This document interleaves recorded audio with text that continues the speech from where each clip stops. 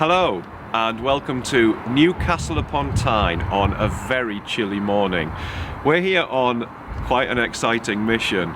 I'm a huge fan of a Tyne Tees television programme called The Paper Lads from 1977, and I've always wanted to write something about the Paper Lads, and I never have. But then a mutual friend put me in touch with an actor called Tony Neilson, who played JG in the Paper Lads.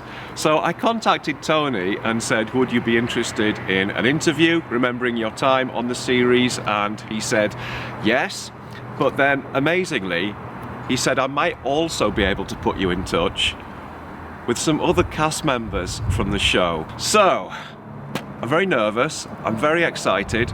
Come with me and let's find out who we've got.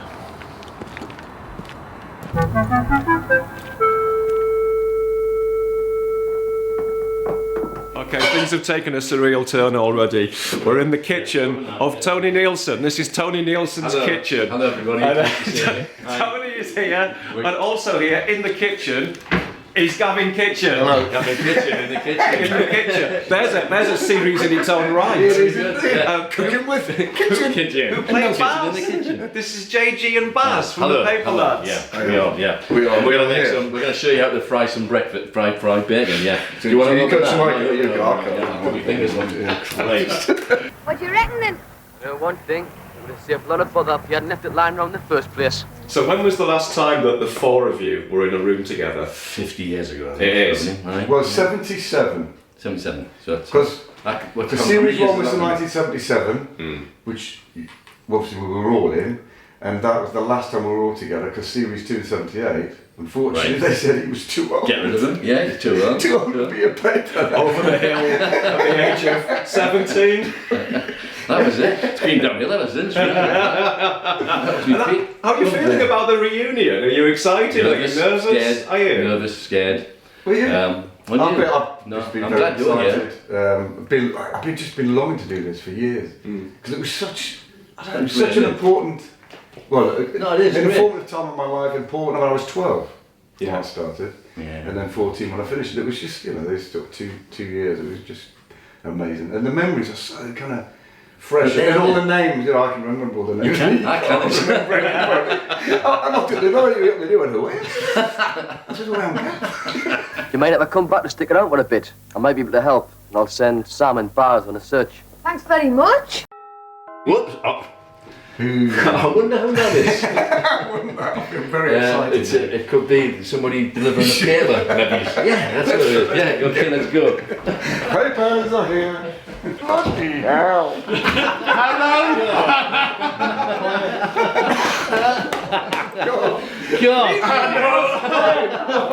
Years have been kind, not.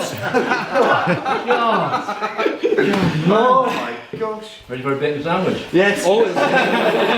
Your voice hasn't changed, your face has changed a little bit. Just a wee bit. We're all baldies, aren't we? Three baldies. We'll be the same ball as well. God, what do you like? He's the oldest. It's a wig.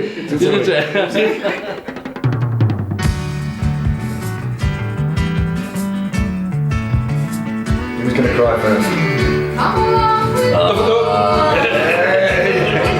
That lovely double coat.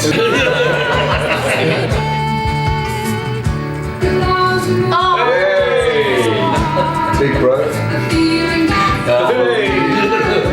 Come to see Andrew.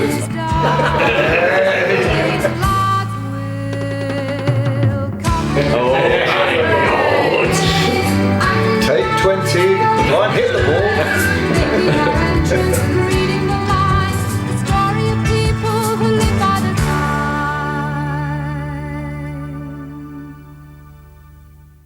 Okay, this still feels incredibly weird and surreal, but brilliant at the same time.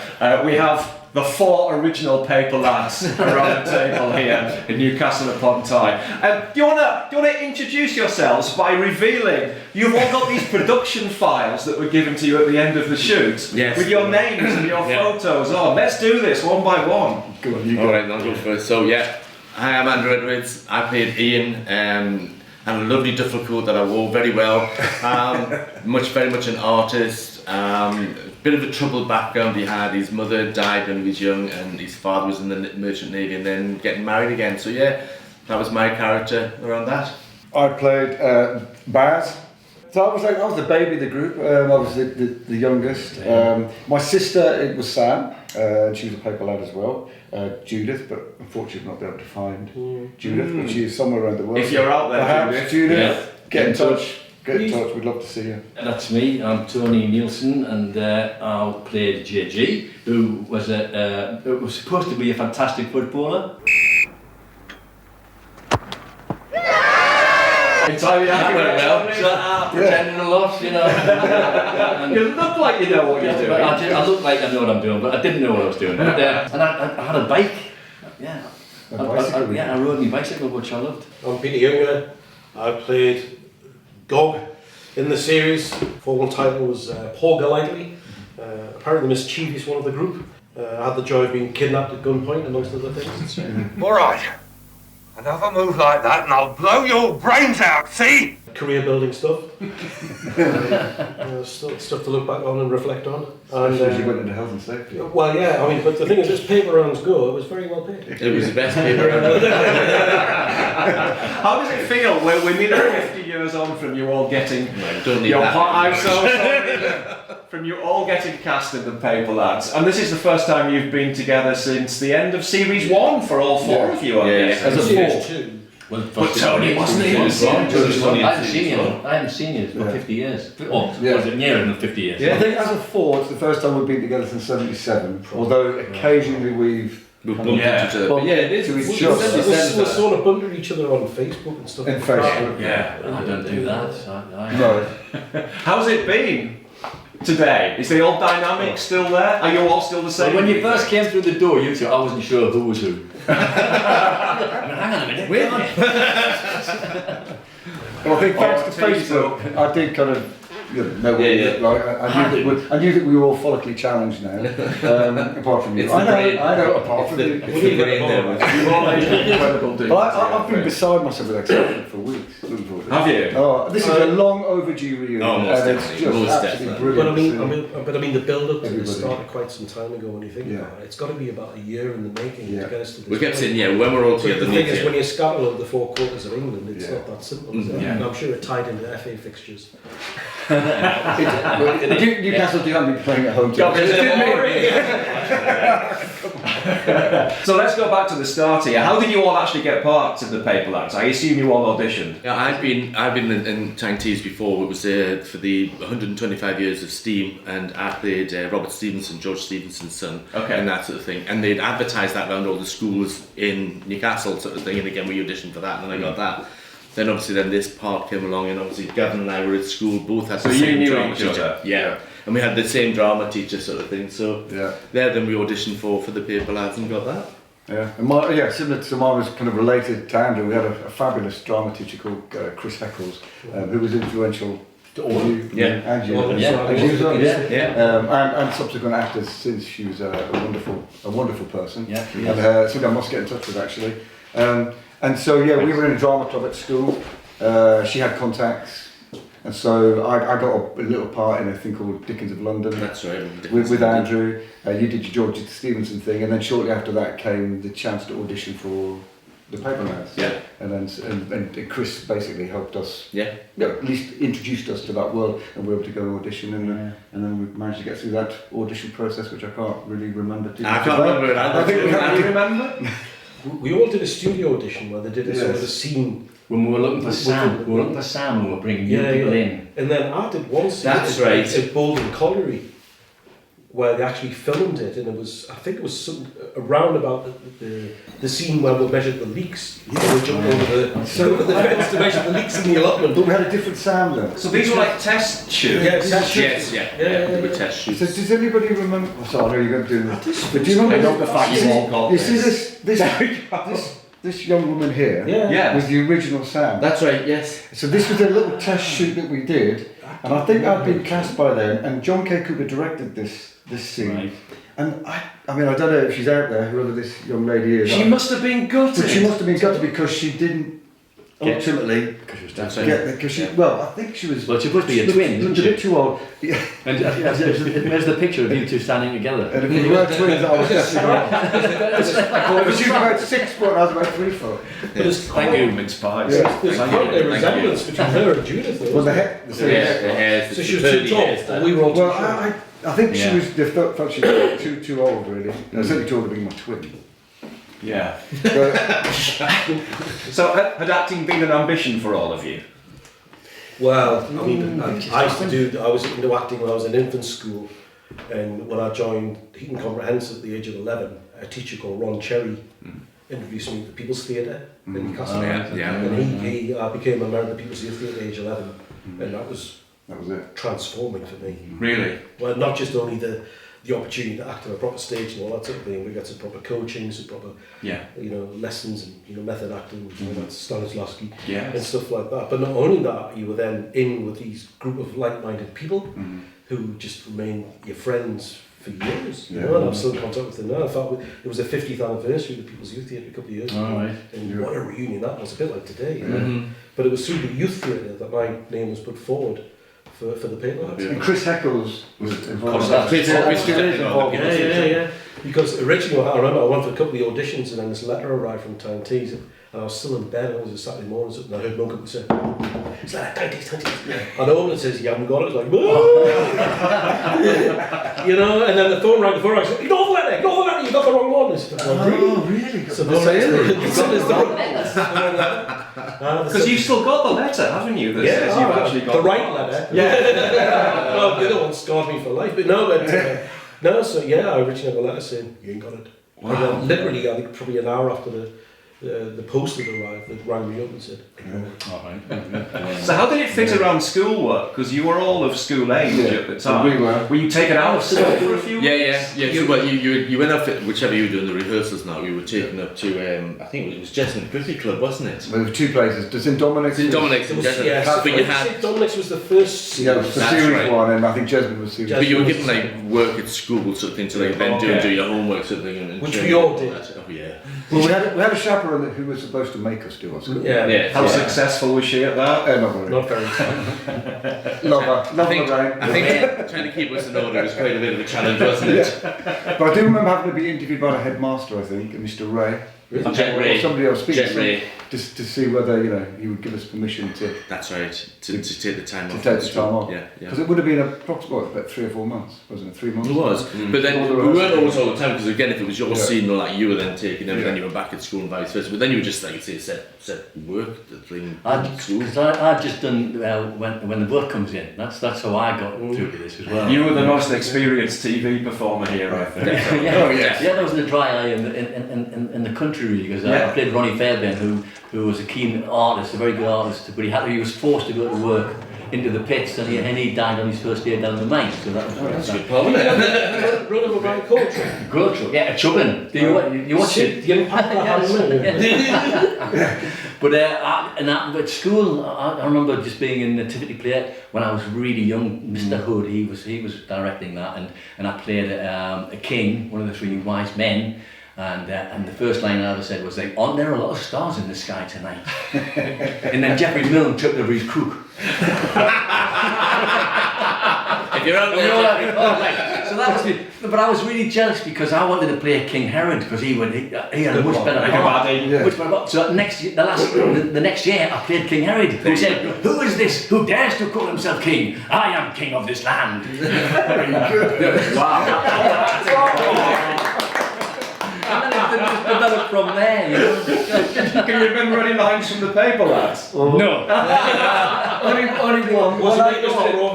Only one, the one that I got wrong. When I came to the shop with a football and they said, "You can't keep that football." I said, "Yes, I can, because it's Findus Kippers." These two, you can imagine. Findus Kippers. Findus Kippers. Take 2. I'm keeping it, got Findus Kippers. Gavin, no. And it was again, you would have wrote then. Oh, good. So I'm going to get a bit TV geeky here. Obviously the location work was all done around Gateshead, I think. Yeah. Centrum. Bencham. Yeah. And I'm guessing in the studio at Tyne Tees? Yeah, City Road. Which did you do first, or were you back and forth between the two? Back and forth. Yeah, back and forth. I think we shot per episode. It was Yes. Okay. Yeah. So it was a mixture of interior and exterior for that episode. Oh, And then isn't we'd move on to the next one. Didn't we do all the exterior? No, because then the exterior would come up in the studio in between. So we'd do it in sequence. Swinging backdrop. We'd do it. Yeah, we would do it in sequence. So then, after we finished that scene in the studio, then we would see the film that was going to be in between the next scene in the studio. Didn't we do that? Yeah, I think you're right. So, obviously you were all very young actors. Did the experienced cast members take you under their wings a little bit? Because you had Glyn Edwards, who's an actor that I really, really like. How was he to work with? He was just great, wasn't he? Yeah. Great. Yeah. He was almost like a dad, wasn't he? He was. Yeah. And he did. I know you sit down film, you sit next to him, do you want a cigar? I know which one we take them as well. Real six cigars. Yeah. Like King Edward. Yeah. And then talk about his passion for boats. Boats. The yachting magazine. And he lived in Shepperton on the Thames, and he had a boat. He had and I think it was one of those like steam type river boat. Okay. Yeah, I remember him telling me all. But they were all, to be fair, they were really good. They were all patient. I was fortunate. I worked with Michael Williams, and he was absolutely fantastic. And you know when you're really in awe of somebody on that, not at all. You straight away, all of them would put you at ease. It was like a family group, and we were only young boys at that point. Well, do you remember every time an actor turned up, feeling we started, what you been in? Well, if it wasn't for Michael Williams, we would never have met Judi Dench. No.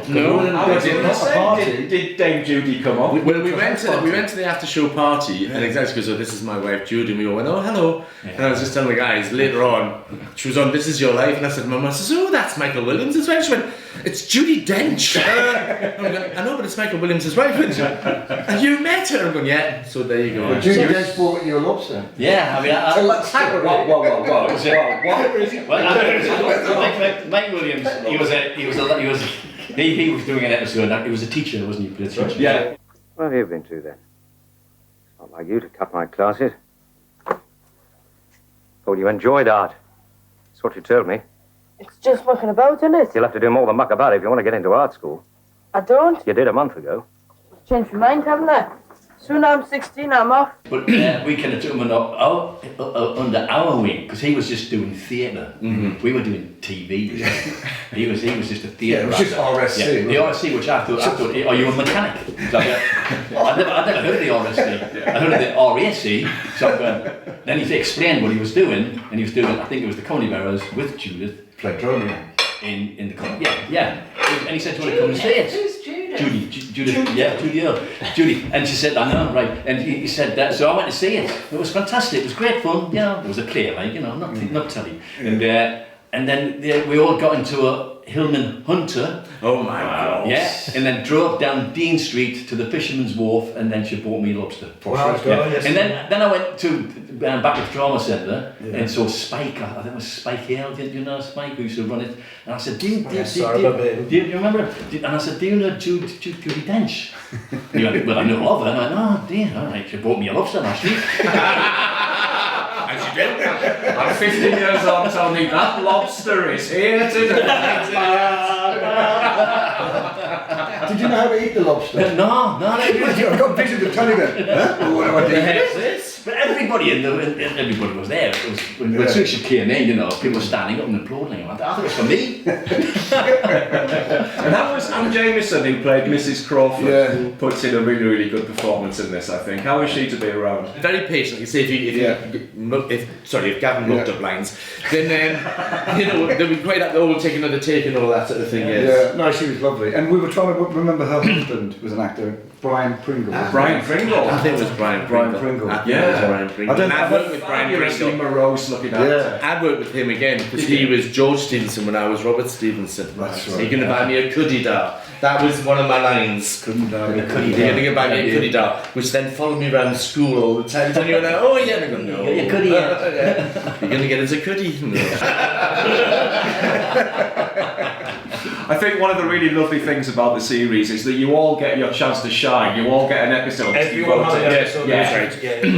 And yours, Peter, comes really early because you are kidnapped Yeah. You are held hostage. Yeah. Tell us about that episode, the Sweetie Shop Kid. I think at the start of the episode, from recollection, there was a broadcast on the news or something about some horrible robber who'd been escaped from prison, was on the run, and everyone keep a lookout for him. And I got the lower budget version of that. Some guy who just robbed sweetie shops. Yes. Who was hiding out in his auntie's house who was away on holiday. And how we were introduced was me sticking a paper through the wrong door, going back to try and retrieve it, and then quickly pulled it through the letterbox and then trying to get it back, and then me being yanked into this house and tied up with a yo-yo. Yeah, yo-yo. Yeah, well, it was a blue yo-yo I had. It was supposed to bring us all the yo-yos back. It didn't. Was it a deliberate attempt to start? Yeah, they tried to start a craze with yo-yos. Yeah, John Cancook was it? Yeah, Great idea. Great idea. Film. Why do you want to use yo-yos? And we all had to practice and get Yeah, we we did were the shit, tricks and we were we were pretty bad. Really bad. But your string was used to tie you up in your Tie you up, phone. yeah. So in between takes, it wasn't taken off. So maybe that was John Francis. Leave it there, yeah. There's a really lovely performance in that episode from Roger Brierley. You realise if you see my face, I won't be able to let you go. Why? Because you'll be able to identify me, won't you? But you're not already, aren't you? Yeah, well, I suppose I do have a certain notoriety. Was he quite a character to work with? He was quite an amusing character. He was, I think my main memory of him was in between takes, he's just march out of the room, march to the top of the stairs, sit himself down, pull out his tin and roll himself a fag, and that'll be him just sitting out of the way, you know. And bizarrely, another thing I remember from that one, we had a sweepstake for the Grand National. And it was the third time that Red Rum ever won. Right. Yes, and I got Red Rum in there. And everyone's going, he'll never win. And I got it. So that was good. In fact, I think it paid more than an episode. But what I liked about that particular episode is it was quite intimate. Because a lot of it was just between the two of us and the conversations, you know, within that room and in that context. And then John Franco was a director who was incredible in his attention to details. Well, maybe, you know, as I mentioned before about the sobriety cocktail, cigarettes, and this sort of thing. And there was stuff, detail he put in that probably none of the viewers of the show. Yeah, these were like Russian cigarettes. Yeah, sobriety cocktail cigarettes, and he had it that this Swedish shop kid would smoke the sobriety cocktails in order. You know, yellow first, then green, so like rainbow, you know what I mean? And then leave the tab ends on the top of the fireplace, you know? And you just think, well, why do that? Yeah. But it was just, you know, He did have that. but you remember, I mean, he, you know, in his background was prior to doing this with us, he'd done like the Cleopatras and stuff like that. Oh, he was a formidable director and quite fearsome as well. And He very, was. very I was saying the other night, I happened to walk the wrong side of camera. I haven't been told several times. I make a lot of mistakes in the paper. I was going to forget life. And he said, "Fool." The film was quite expensive. Well, yeah, I suppose it was. But the thing is, what you got to remember about him is he drew the best out of himself. Oh, He was a tremendous director. Yeah. Out of all of them, I Yeah. think he's the one. yeah. And we did have some good directors, didn't we? Derek Martinez, Derek who I know from Doctor Who. Yeah. Worked a lot on Doctor Who in the 60s. Was there a Jerry somewhere? Jerry Mill. Have we got the DVD somewhere? Derek Martinez, John Franco, Jerry Mill, and Roger Cheveley. Roger Cheveley, That's that's the guy it, with yeah. curly hair. Episode 1, written by Ian Coloured, Derek Martinez. Sid Chaplin, episode 2. Well, the one that I was in, this was the one where I stole the paint set, and that was the one with Michael Williams on it. And it won the Pyle Television Awards. And I remember, it was in the middle of my O-levels, and I was actually in the bathroom, my dad said, he goes, "The school's been on, are you supposed to be in school?" I'm going, "No, don't tell me I've got an exam today, I'm sure I've got an exam today. You've got to go to the art department." I'm going, "I'm not doing art." So I had to have a picture taken as though I'm pretending to be painted because we'd won the Pyle Television Awards. And I got a gold, and they got me a gold cross pen, which I've still got. Oh, Brilliant. I remember running away in that episode, hiding in the bandstand at exhibition. Running around the bandstand. Oh, yeah. Yeah. Well, that brings us very neatly on to your character, who is the artist. Yeah, so he's Was that reflected in you? Because there are scenes in the very first episode where you're drawing on the pavement. Yeah, so that's me finishing off the drawing that had been put there. Now, I got O-level art. How on earth I got O-level art, I just don't know. But yeah, no, I wasn't very much of an artist. But yeah, he was a much more quiet character. Like I say, he was quite a estranged from his father. Yeah. His father was going out with a woman called Mavis. My favourite Mavis line Carter. was Mavis Carter. And then my famous line was like, she's not me, man! Ian, I've seen your mum. She said you've scarce been home. She's not me mum. And she was having a really hard time bringing me up. His mother had died and all that sort of thing. And then at the end, he eventually got married, and I had to accept that and sort of thing. Right? And I actually got to wear a suit, which was much better than the... I did take the suit with me, but not the duffel coat. They filmed the wedding reception at a hotel in Jesmond. And we kept opening all the bottles of champagne. We We made sure that every time we go take it, and I had to open the bottle of champagne. Oh, you've mucked that up again. I'm going, oh, what a shame. We'll have to do it again. We were drinking all the... We got quite drunk that day. Because that's the very final episode of the Paper Lad. So was that the last one that you shot as well? Was that very much a last hurrah? Yeah, it was. And I think the reception was the last. Series 2, yeah. It's a nice ending to this show, actually. It feels like you've all grown up and you've kind of accepted that your dad is getting married. It was, and it was, it's quite a gritty storyline, I think. It was a very, like, deep, really miserable. I'm not a miserable person at all. I'm the opposite of that. I'm going to be this dour, miserable person and all that. And I'm not liking this, not liking that. And I was very close friends with Peter, actually, in the series. Gog and Ian were sort of bonded well together, sort of thing. But you used to leave me, Yeah, that's because you've got all your lines wrong, so it wouldn't work with you.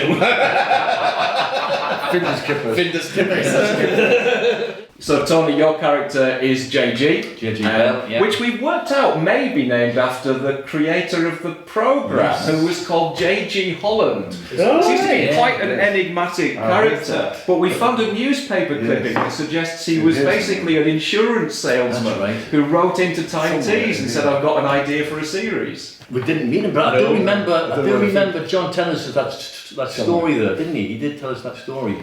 Yes. Do you remember that? I do now that you mention it, yeah.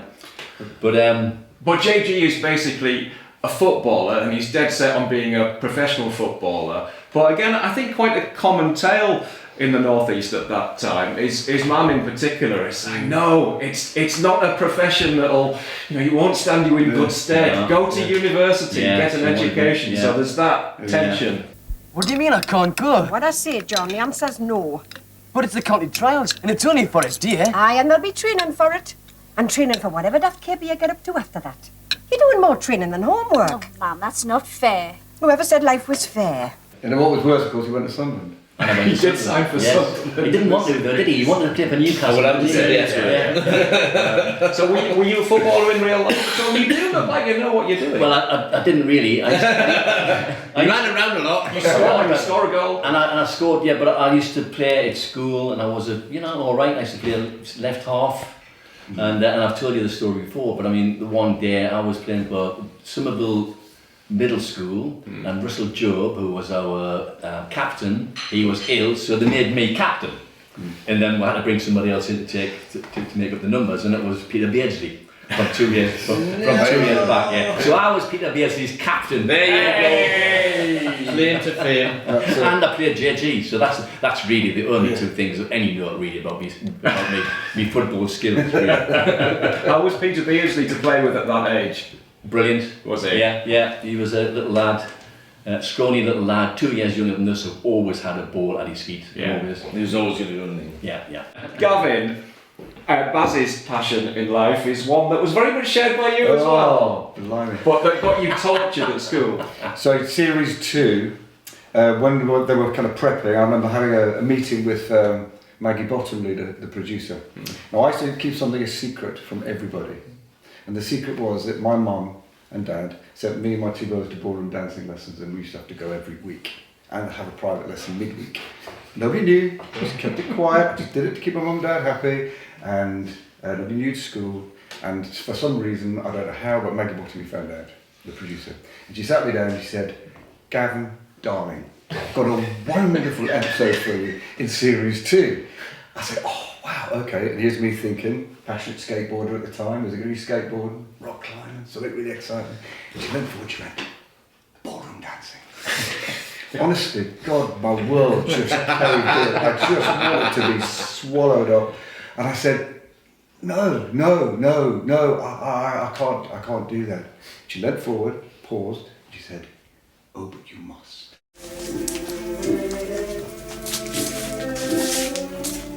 She was referring to the contract. so we had to do it, and so it was about this kind of ballroom dancing competition. But this is strictly pre it being trendy. It was very, all the lads thought it was, There wasn't Judith all that kind of stuff. But Judith as well, so I think Judith had done. I think she'd done some, but basically they hired the whole of our dancing school came along for the final kind of competition at the end, where and then Judith and I ended up dancing together, and we don't, so we don't win it. But I was absolutely in fear of that episode being coming out, and in a way it kind of helped a little bit, but it backfired on me. We moved away from the northeast just after we finished filming series 2, and we went to the Midlands, Leamington. So here's this kid on telly, so I was known, speaks with a kind of what they thought, the Midlanders thought was a Welsh accent. Yeah. Welsh accent, on telly, and ballroom dancing. First day at school, imagine. What a day. Good fun. Trial by fire, isn't it?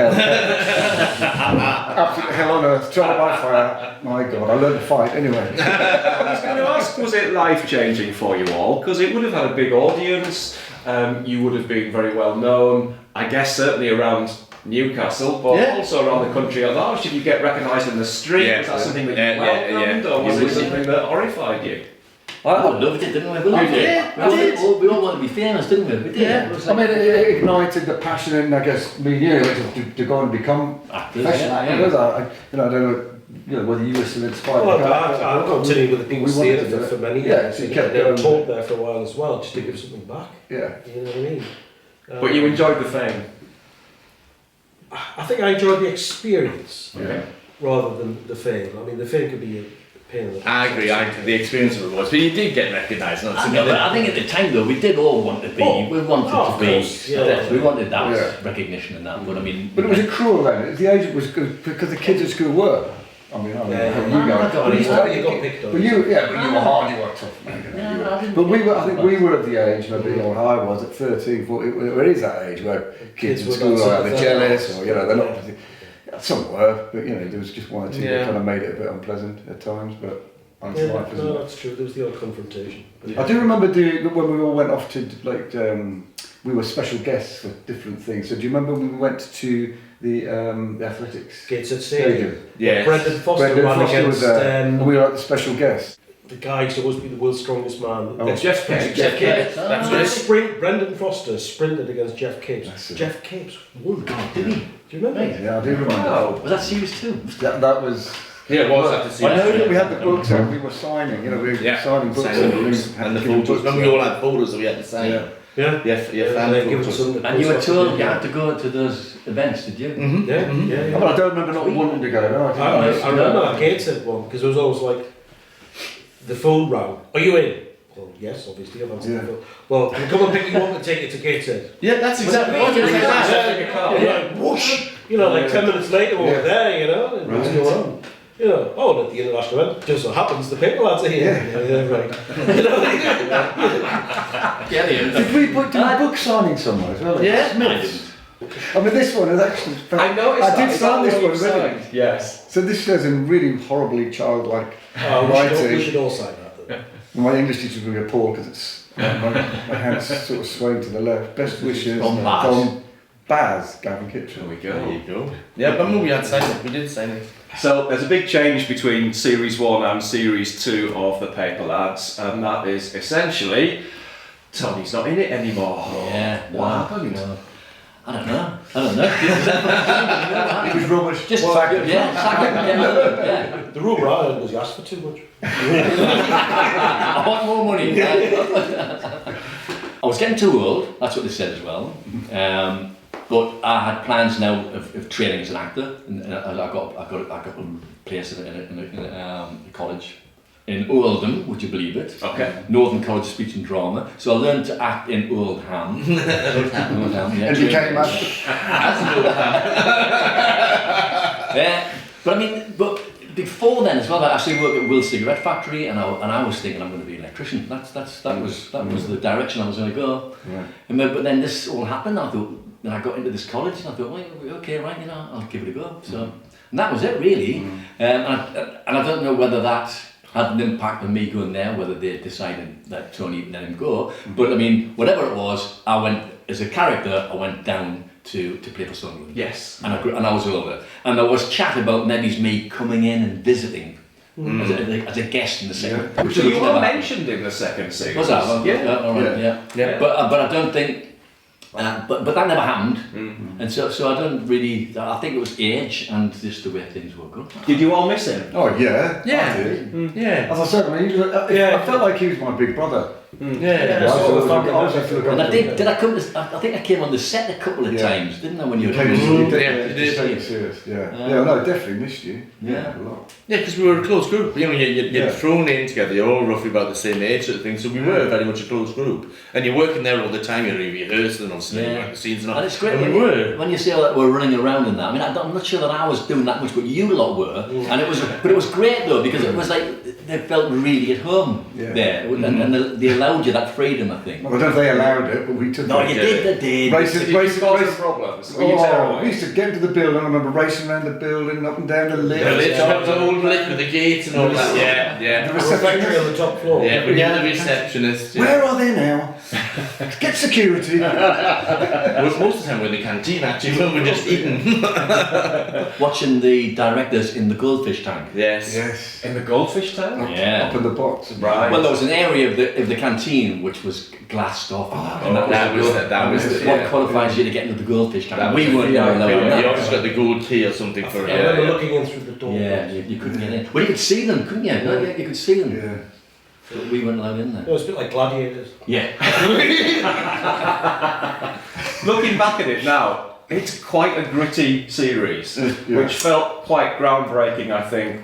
Or certainly when you watch it now, it feels groundbreaking for the time. Did it feel that way to you? Was it unlike stuff that you'd watched on kids' TV? I remember the director when we were at the Catholic rehearsal hall, St Dominic's. And I think it was one of the directors, either Roger or Derek Martin. One of the directors said, whoever was first to direct, said gave a speech. I don't know if you remember it. And said, "There's been nothing like this before. And there might not be anything, beyond this, but this is groundbreaking, and this is going to be something that's not really been kind of developed or shown before within children's television, because it is gritty. It is, it wasn't like because children's television was very much like, we've gone from the Pinky and Perky age sort of thing, like, but they were all like light things and like not so much patronising, but it was that sort of the show. Yeah. This wasn't, because as you say, each of us all had a different episode, and it didn't mind addressing. Like I say, for my character, didn't get on with this new stepmother and all that, and his father being away and all that sort of thing. Yeah.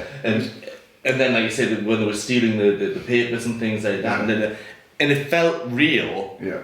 But as I say, different from any children's television that you'd seen at the time. Like Sam's saying, this is sexual discrimination, which she came out with, which at the time we didn't think anything about that. Didn't know what it was. Don't talk so. Who ever heard of paper lasses? They got a point, Sam. Those bags weigh heavy. What if somebody nicked your papers? Being a boy didn't have you much She gives her name. Sam, McCann does ask for paper round lads. That's sexual discrimination. Hey, don't stop her when you're trying to. All right, then. See you in the morning, right? I think that was new. It was just bringing up that issue, that I don't think kids had ever brought up before. I suppose the good thing about it was the drama was real, because the scripts weren't that outlandish. They are things that could actually happen. And it wasn't filtered by correctness. There was proper gritty. It was physical at times and all this sort of thing. And so, from that perspective, it was real life drama, whereas the stuff you get now, it's so filtered and there's so many levels of protection, whatever you get to call it. We never got that. It's just so diluted. And the images that were captured of the northeast in Newcastle and Gateshead. It's a time capsule. It is a time capsule. We were talking about, the shots of the shipyards, the cranes. That episode where Judith falls at the, on the ship, on one of the tankers that's been built.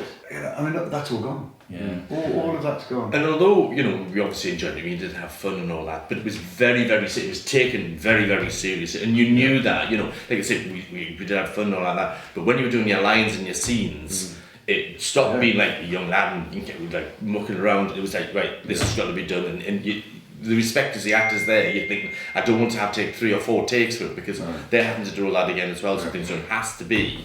And I realised that when John Franco called me a fool. Yeah, exactly. I must take this more seriously. But it was good because he did give you that like grounding of like, this is a job and it's serious and you're getting paid to do this, and you know your scenes is also everyone else around you. So if you do something stupid or whatever or muck it up, you're mucking for everybody else and they've all got to do it again. So it was very much, you took it very seriously. Yeah. Did it make you all want to carry on in the acting profession? I thought about it, but I think one of the downsides to this, if there is anything, was that you were sort of suddenly successful. And you thought that would continue. Yeah, it didn't. Yeah. When in fact it doesn't. Yeah. You know, in fact, a lot of the people that I met, I mean, Roger from the Sweet Shop Kid, he was also an accountant because he couldn't, live on the revenue he earned as an actor itself. And I think there were a lot of people around at that time in the same boat. So I think to reach the heady heights of a lot of actors, successful actors, there's an awful lot of luck involved. Yeah. Oh God, which is a shame because they missed out on such a well of talent. We should have a star in Hollywood. I think you're right. It gets to a point where you think, what for me it was always I want to work in medicine. I always wanted to do some medicine. It was going to be acting. Acting was a hobby, and I liked doing it. And I knew, and I thought I certainly wasn't good as used to something. You would go on and didn't do acting, and I knew that. I thought, to your point, I think I'm never going to get to that level of acting that they have. I'm just not. I'll enjoy it and this thing. We were just daft enough to give it a go.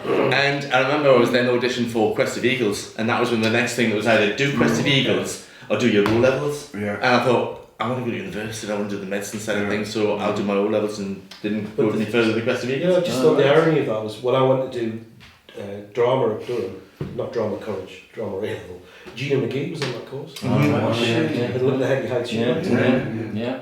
See, I remember when... on her as well. For me, when we finished, I was naive, and I was just all I wanted to do was an actor. All I wanted to do was an actor, and I was lucky to come back to Tyne Tees to do a TV play called A Visit to a Cousin with Andy Orwin. Right, okay. And it was a young playwright of the year or something. And this kid had won this, and so that was it. Once I got, I came back up to, we moved to the middle, came back up. And that even cemented it, that I was on that little bit of a journey, be lucky, Tony Keesh directed it, remember Tony Keesh? And then from there, National Youth Theatre, Surrey Youth Theatre, and then we went straight to drama college after that. So I did have that little stepping stones that enabled me to feel, possibly this could work, could work out. So that was kind of my little journey really from there. So the thing is, if we all went on Britain Got Talent now, we would get 3 stars. Of course we would. We get the gold star. We're straight through. So talk us through the last 45, 50 years. What have you all been doing all this time? Who wants to start? Well, I went into, as I say, into the medical side of things. So I was a medical microbiologist, worked here in the RVI. Loved doing it, just didn't get paid an awful lot for it. So went into working into pharmaceuticals and then clinical trials and managed a European team, which was great because I mean I could travel around the world and all that and do like the science and things that I like doing and all that. So yeah, and I'm suddenly now currently living in the Midlands for my Retired? I'm retired, yeah. I've been actually retired, yeah. My journey was, I was at drama college, out of drama college at 21 in 1985, job an actor, came back up here, met up with Tony, did all the theatre, the community theatre sort of stuff, live theatre. Northumberland Theatre, Skin and Bones, all those kind of community theatres, and don't exist anymore. Don't exist anymore. The funding's gone. And then managed to get that little break into TV. Did a couple of years in Biker Grove. Then had 2 really lovely years in Emmerdale. What you doing here? Come for a quiet paint, like you. Nice part of the world, this. I could get used to living around here. You've got some nerve. I thought I'd cracked it. Yeah, that's it. I was not there, and then an aircraft landed on the village and killed everybody. Phil Redmond took over as producer, and that was the end of that storyline. And then that was a slowly kind of, it's not kind of going exactly where I want to go. Maybe kept going, job and stuff, spend all that kind of sort of programs, northeast stuff mainly, and then got to maybe to a point where I just thought I need to get something else. I went back to university, was still an actor, and did a degree in youth and community studies, and then teacher training as well, and then slowly left acting, slowly. And in 2000 took a full-time job for Surrey County Council in youth work, community teaching, training, and ultimately social care manager. And I left that in 2019, took early retirement, and said, right, I know what I'm going to do. I've got the pension, we're okay, house is paid for, I'm going to go back to acting. Right. Got in touch with Janet Plater, said, what do you reckon?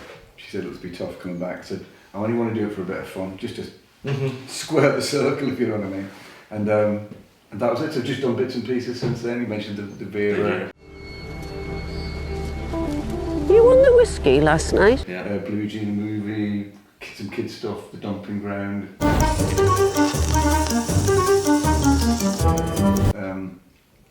But just for a bit of fun now, really. Just do it for a laugh, really, not looking for anything else. So, whether, you know, I don't know how long that will last, because learning lines now.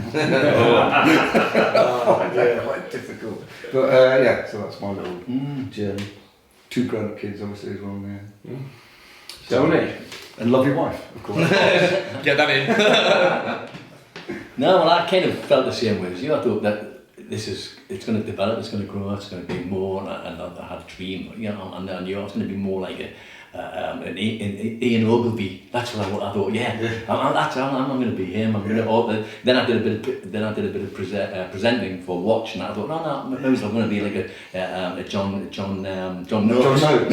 Maybe that's where I'm going. And that didn't happen. But then I did a lot of work up here, in the theatres. Really, there's lots of theatres around then, and there was always work if you had a bit of talent and you were tenacious and you went up for the jobs. There was always work there. Just you getting in a van and turning up at a village hall and putting the show on and getting that was like I did that for 5, 6, 7 years, and then I got the job with Watch presenting for 6, 7 years. And then I came back and I started doing more theatre work, and that was I worked in different different companies around the country as well, but mainly in the northeast, and we did tours around the country and that. And then I met Alan Lydiard, really, who used to run the Northern Stage Ensemble. I worked there. It was a 3-year contract. I thought, great, 3-year contract. Should I have a son? This is me. Should you have a kid? I worked for 3 years of work, you know. Let's go. So then Jake, he came along, and then it was extended to 5 years, and then it was extended to 10 years almost. So I worked full time as an actor in the ensemble, and then that finished, and then somebody got through to me about working in health and safety, which came from out of the blue. I mean, I never expected to do anything like that. So I trained up for that. I did me offshore survival. And spent a lot of time the last 10 years going offshore on the rigs, training people how to look after themselves, how to have safety conversations, you know. And that was just a completely different thing for me, you know. Different. But great, I had a great time doing that. And I went back to doing some theatre, but it wasn't never the same. It was always a bit of a rush, and it was like you never felt prepared, and it was always a bit of a scary process. And I thought, you know what, I've had enough of this. I haven't got the energy now. And maybe it was like, you know, 15, 20 years ago, I had the energy to deal with that kind of the stress for that. But now I go, you know what, I haven't got the energy. So that's I've kind of fizzled out a bit, you know. And I never thought that would happen. I always thought I will work till the day I die as an actor, and that's not worked out. And I'm quite pleased with that. I'm happy now. My life's quieting down a bit, and it's kind of good, you know. And I've got my 2 lads.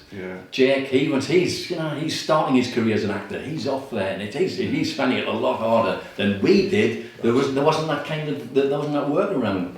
There's not that work around that we had. Yeah, it's the theatre companies are all gone. And then my other son, Jasper, he's in the film world. You know, he's just on the first run. He wants to make films. You know, and my wife, I wouldn't have met her for this. Alison, she's a designer. I met her at Durham Theatre Company 30 years ago. So it's been not what I expected. I thought I was going to be an electrician that worked at Wills. There you go. 3 years after I finished college, Wills closed down. All my family worked there. They were redundant. I was working, which you would never have been able to foresee that. No. You know, so it's been a bit interesting. It hasn't worked out the way I expected it to, but it's been a good road, a good journey, really, you know. And then seeing these ones, it's fantastic. It's great. That's just the icing on the cake, isn't it? It's been pretty good, you know. It's okay, you know. It's been good. Yeah. It's been a good journey. It has. Peter? Oh, well, after the paper did a few bits and bobs, bounced around a few careers, ended up working in training, which is very much like acting, you know, standing in front of people.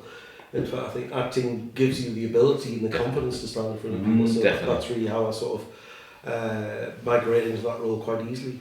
That led into managing training provision in the region, apprenticeships and all this sort of thing. And a part of that was managing, vetting health and safety for where you were putting apprentices into industry. And I decided at that point it was time to take the jump into the full-time health and safety role, because the career opportunities were far vaster than in training. And that's been my job for the last 30 years, working local authority, then back in the private industry, motor industry, J. Barber and Sons. I was popular at Christmas in there for a while, and then I tried retiring, and the timing of that was really quite bad, because no sooner did I try retiring than the Prime Minister came on TV and said, "You must stay at home." So I ended up with a towdy house and a very towdy garden, because there's not much else you can do. So that didn't particularly work out, so I went back to work supposedly part-time, then ended up doing lots of consultation work. All right. That was good. Good man. And then a job came up with a local authority with Northumberland County Council, so which I live in Morworth, and County Hall's at the bottom of my street, so I thought this is nice and good. And then I've been bringing up my daughter. Sadly, I lost my wife a few years ago, so I've been bringing up her on my own. But if I've done one thing right, I think it's her. Nice. So you know, we're a good team. Very good team. Beautiful. Well, look, it's been fascinating hearing where life has taken you all, and it has been a genuine thrill to spend some time with you, to get you all together for this strange little film that we've made. I hope it's been an enjoyable experience for all of you as well. It's been a complete circle for me, because on Monday I am 66 and I'll become an old age pensioner. So guaranteed income for the first time. Yes. So that means if you've got a free bus pass, the next one doesn't have to be. But also, Bob, you're not getting your fuel allowance. Bob, thanks to you as well, because we've been I think we've always been together, and you kind of provided the little spark that that enabled us all to come together. And we were just saying, it's been about a year in the making, hasn't it? And we're just saying that this was not the last time. Hopefully this will be regular now. One thing, we'll meet up. Judith, if you're out there, come back. Definitely. Yeah. We need it. But yeah, we're going to keep in touch now. We're going to see each other socially, I hope. Yes. Well, on behalf of myself and on behalf of Paper Lads fans everywhere, thank you.